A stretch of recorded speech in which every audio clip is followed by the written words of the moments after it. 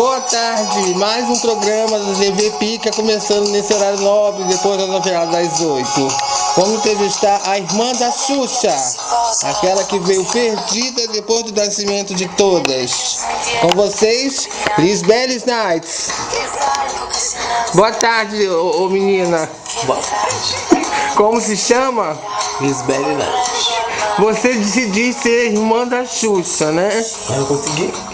Você já fez o exame de DNA pra ver se é verdade? Já vai ver. Hã? Já vai ver. Já vai ver? Mas isso na sua cara, esses pelos, o que significa isso? Meu hormônio. Seu hormônio é muito forte, né? E preta a sua cara. Mas você lembra um pouco a Xuxa, né? Deixa eu desligar essa música, ela tá me irritando. Calma aí. Aí ficou melhor a entrevista. Escuta, minha filha, você tem quantos anos? 15 anos.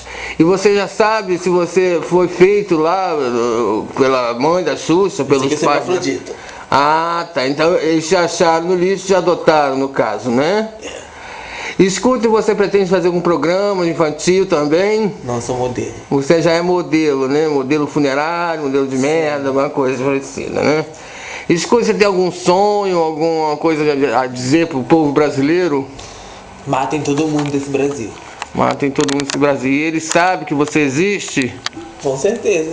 Com certeza, né? Roubei todo mundo pra Ô, Rodrigo, dá um flash aí no rosto dela. A ver se, que beleza, olha de frente, minha filha, isso, tá linda, você parece muito com a Xuxa, viu? Ah, não brinca. Você não fala assim não, minha filha, o povo até acredita. É verdade. Você se engasgou com seu próprio cabelo, tá cabelo de palha. Puta que pariu, tu tá ruim pra caralho. Mas meu marido me come, querida. E daí, minha filha, que te come? Vamos terminar esse programa daqui, eu nem tô aguentando mais olhar pra sua cara, não, filha da puta. Ah, caralho, sai daqui.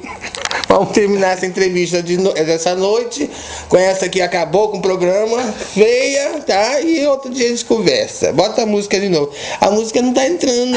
Bota aí. Tem que terminar com a música no programa. Ó, o programa com